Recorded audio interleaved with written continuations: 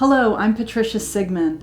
I'm here today to talk with the amazing and trailblazing Pat Schroeder, who's going to share with us memorabilia from her decades in politics and her insights about women in politics.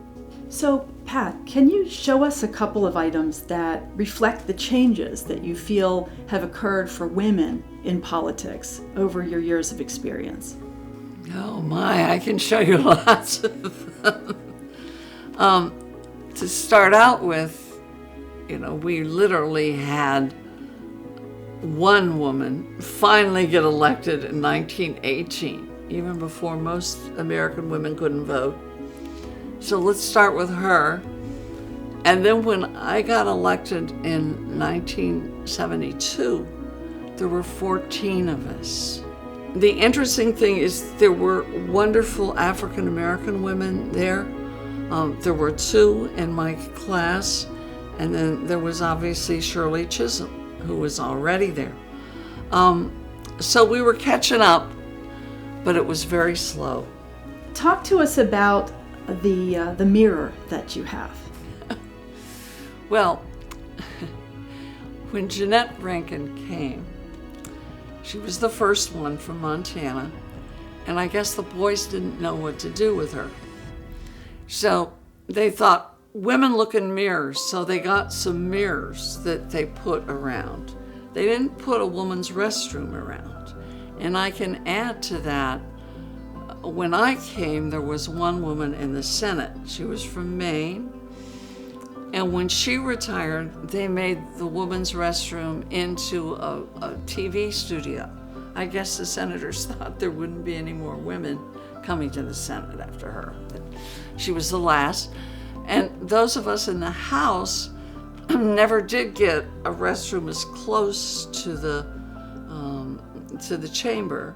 We finally got one that's not too far away, but it had been, an old speaker's lobby back when the chamber was much smaller before they expanded it. And I remember when the Queen of England came, they thought she would be using this, and I remember going to the speaker and saying, look, you gotta paint it at least. I mean, really, you can't send the Queen in there. So at least the Queen got us our restroom painted. So it's been a very slow thing from one mirror to a restroom to getting it painted, Progress, always progress. And where did they put the mirrors? They hung them, I guess, in, there's rooms right off of the chamber, the speaker's lobby. I guess they could put them there so she could kind of spruce up before she came on. But the other wonderful thing I have to say about her, people say, well, what can one woman do? This is the year that we're celebrating the 100th anniversary of women voting. Remember that the 19th Amendment was written in 1878. 1878 has been gaining dust in the Congress. And Jeanette Rankin gets elected in 1918, and guess what? The 19th Amendment gets pushed out of the Congress and the Senate in 1919. So one woman shamed all of those guys in both chambers into moving that bill finally. So I do think we have to say she did an awful lot rather than just be a figurehead with a mirror. And then after the passage of the 19th Amendment, in the next election, how many women were elected? Well, there were 3. And of course, one of them, I believe, was not for the ERA. Or not the ERA, but not for the 19th Amendment. And actually, when I came to Congress, we had kind of an interesting thing similar. There were 14 altogether. And the one who's been around the longest is considered the dean. So I go over and I say, I'm Pat Schroeder, and I'm this, 32-year-old, here I am, you're my dean, what should I call you? And she said, my name is Mrs. John Sullivan.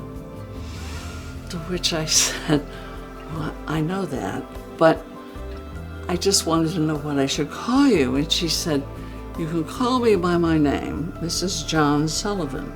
I am not just a woman. So, of the 14 women that were there when I came, including us, half of them about had run after their husband had died and gotten the office. And so they didn't really see themselves as women. They saw themselves carrying on the mantle of the family or something. So you talked about the impact of Janet Rankin of Montana being in Congress and the passing of the 19th Amendment finally moving through as based upon her presence and her influence. There's a photo that you have. Talk to me about the photo of her sitting with that Congress. Well, I love it. First of all, they say when she was sworn in, the balcony was filled with women in white dresses. All of them were there, and there were hardly any men on the floor. So I have a photo of her class, obviously the class of 1918, and they have her right in the middle, and you can tell how thrilled they are she's there. You can just hear some of the things that were said, like, oh, land, if they get to vote next, they're going to want to drive. Who knows? You know, it goes on and on and on.